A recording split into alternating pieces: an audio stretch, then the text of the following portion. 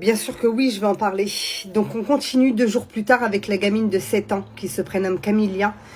Je vous fais cette vidéo à chaud, mais là il faut vraiment que vous preniez conscience de la gravité de ce qui vient de se passer à Lyon. En France, un criminel peut sortir de prison et recommencer. C'est ce qu'on appelle la récidive. Et les chiffres sont terrifiants. Honteux, révoltant, abject, inadmissible, indigne. Attendez. Donc là, il y a une gamine de 15 ans qui était dans un foyer qui a été retrouvée séquestrée dans un appartement pendant 5 jours. En 2026, en France, le sentiment d'injustice s'exprime de plus en plus fort. À travers plusieurs témoignages récents, des victimes racontent leur agression et leur incompréhension face aux décisions rendues. Ces récits relancent une question sensible. La justice est-elle devenue trop clémente ? Bien sûr que oui, je vais en parler. Donc on continue 2 jours plus tard avec la gamine de 7 ans qui se prénomme Camilla. Percutée par une racaille qui faisait du rodéo en moto, la France a tué ce petit ange. C'est pire que ça. Cette histoire est pire que celle du gendarme. Et je suis encore une fois de tout cœur avec la famille du gendarme. Remettons les choses dans le contexte pour cette petite Camilla de 7 ans qui est entre la vie et la mort, et d'ailleurs qui est plus proche de la mort que de la vie, puisque son cerveau n'est plus irrigué.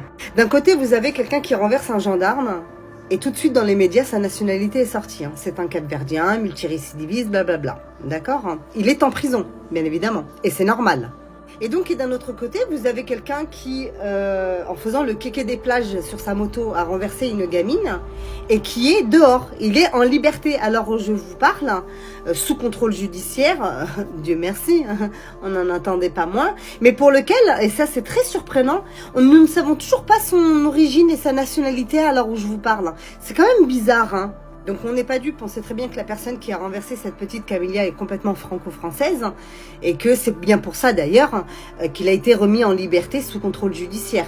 Ça aurait été n'importe quelle autre nationalité, elle aurait été bien évidemment divulguée par les médias parce qu'ils adorent la chair fraîche comme ce capverdien et la personne aurait été mise en prison. Voilà encore une fois le 2 poids 2 mesures en France. Chaque affaire est différente. Mais à travers ces témoignages, un même mot revient : impunité. Entre cadre légal, récidive et attente des victimes, le décalage semble parfois profond. Écoutons ces 5 récits avant de juger. Je vous fais cette vidéo à chaud, mais là il faut vraiment que vous preniez conscience de la gravité de ce qui vient de se passer à Lyon. Les Antifa ont tabassé à mort, ont laissé pour mort un jeune homme de 20 ans qui a juste eu le malheur d'accompagner nos militantes lyonnaises qui déployaient une banderole au meeting de Rima Hassan. Voilà. Ils l'ont attrapé dans une ruelle parallèle et ils l'ont frappé et laissé pour mort. Et là, ce jeune homme est à l'hôpital, il est dans un coma artificiel et d'après l'équipe médicale, il semblerait qu'il ait très peu de chances de s'en sortir. Voilà. Ça fait des années qu'on alerte sur la dangerosité et la violence des Antifa. On n'est d'ailleurs pas les seuls à le faire, on est vraiment nombreux et le gouvernement ne prend absolument aucune mesure contre ces groupuscules, ces milices qui aujourd'hui tuent des gens dans la rue, voilà, pour leurs idées. L'un des principaux suspects qui aurait frappé Quentin s'appelle Jacques-Élie Favreau et c'est le collaborateur parlementaire du député triple fiché S et leader de la jeune garde Raphaël Arnaud. Voilà.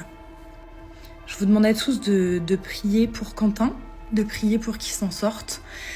Et évidemment, on vous tient au courant de la suite de ce qui va se passer. Ok, donc là, on est sur la 3e agression en moins d'1 mois de la part des Antifa sur des Français parce qu'ils ne pensent pas comme eux. Quand est-ce qu'on va prendre des mesures nécessaires contre ces terroristes, contre ces meurtriers, contre ces gens qui tuent dans la rue? Quand est-ce qu'on va prendre des mesures pour protéger les citoyens français qui ne partagent pas les mêmes idées que les Antifa ou anti-français, on pourrait. Qui va mettre fin à l'insécurité dans ce pays? Non mais dites-moi, qui va mettre fin à l'insécurité dans ce pays? C'est une vraie question que je vous pose. Qui va le faire? Selon vous, qui va le faire? Enfin, je veux dire, là, on est arrivé à un stade où il se passe rien, quoi. Qui protège les Français? C'est une vraie question. Qui, quand et comment? Non, parce que là, ça tue des professeurs, ça tue des gens dans la rue parce qu'ils pensent pas comme toi, ça tue des gens dans la rue parce qu'ils ont pas de cigarettes à te donner. Enfin, c'est quoi? C'est le tiers-monde C'est le tiers-monde, la France, maintenant? En France, un criminel peut sortir de prison et recommencer. C'est ce qu'on appelle la récidive. Et les chiffres sont terrifiants. La récidive, c'est quand une personne déjà condamnée par la justice commet de nouveau un crime ou un délit. Autrement dit, la sanction n'a pas empêché de recommencer. Car d'après les chiffres officiels, près d'un détenu sur 2 retourne en prison 5 ans après sa sortie. Ce qui représente en réalité plus d'un détenu sur 2, car le chiffre exact est 68%. Les chiffres sont effrayants. Cela veut dire que nos prisons sanctionnent, mais qu'elles ne protègent pas toujours la société. Car derrière chaque récidive, il y a de nouvelles victimes. L'une des réponses proposées, ce sont les peines planchées. Le principe est simple, lorsqu'un criminel récidive, il a automatiquement une peine minimale, sans possibilité de passer entre les mailles du filet. Alors une question se pose, combien de drames et de malheurs auraient pu être évités si la récidive était réellement sanctionnée? Honteux, révoltant, abject, inadmissible, indigne de la justice. Depuis 2019, la justice française sur l'affaire Epstein, des juges ont décidé de ne pas continuer une enquête après une perquisition qui a mené à la découverte de plusieurs dizaines, centaines peut-être de photos de mineurs et encore beaucoup plus jeunes, dirons-nous. La justice le savait, elle n'a rien fait. A-t-elle protégé en fin de compte d'autres personnes?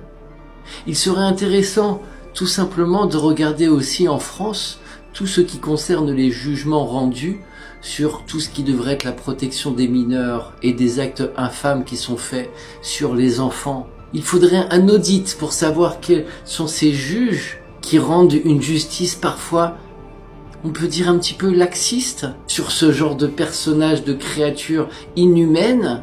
La justice est-elle justice? Équitable pour tous? La même pour tous? C'est le doute qui vient s'installer dans notre esprit lorsque l'on voit qu'elle savait et qu'elle n'a rien donc fait depuis plus de 7 ans.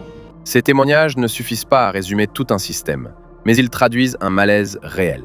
Alors selon vous, s'agit-il d'un véritable laxisme ou d'un ressenti amplifié par l'émotion? Votre avis compte, dites-le en commentaire. Attendez. Donc là, il y a une gamine de 15 ans qui était dans un foyer qui a été retrouvée séquestrée dans un appartement pendant 5 jours. Pendant ces 5 jours, cette gamine, elle a été prostituée. Il y a 18 hommes qui en ont profité. 18 hommes! La gamine, elle a 15 ans. La police a fait son enquête, machin, elle retrouve les mecs. Il y a une audience, voilà. Il y a les 18 mecs qui passent devant l'audience. Vous savez de quoi ils ont été punis? Ils ont eu une amende entre 500 et 700 euros. Voilà, 500 et 700 euros d'amende. Pour avoir littéralement V une mineure. Mais c'est normal. La justice française, du coup, c'est normal. Le pire, c'est quand t'entends ces mecs témoigner, ils disent clairement que la gamine, ça se voyait qu'elle était mineure. Donc eux-mêmes assument, qu'ils ont fait une connerie, ils assument que littéralement, ils ont V une mineure. Donc profiter d'une mineure qui était séquestrée dans un appartement pendant 5 jours. Mais 500 euros d'amende. Voilà, la justice française, c'est bien. Mais à part ça, on peut avoir confiance en la justice française. Je leur donne toute ma confiance.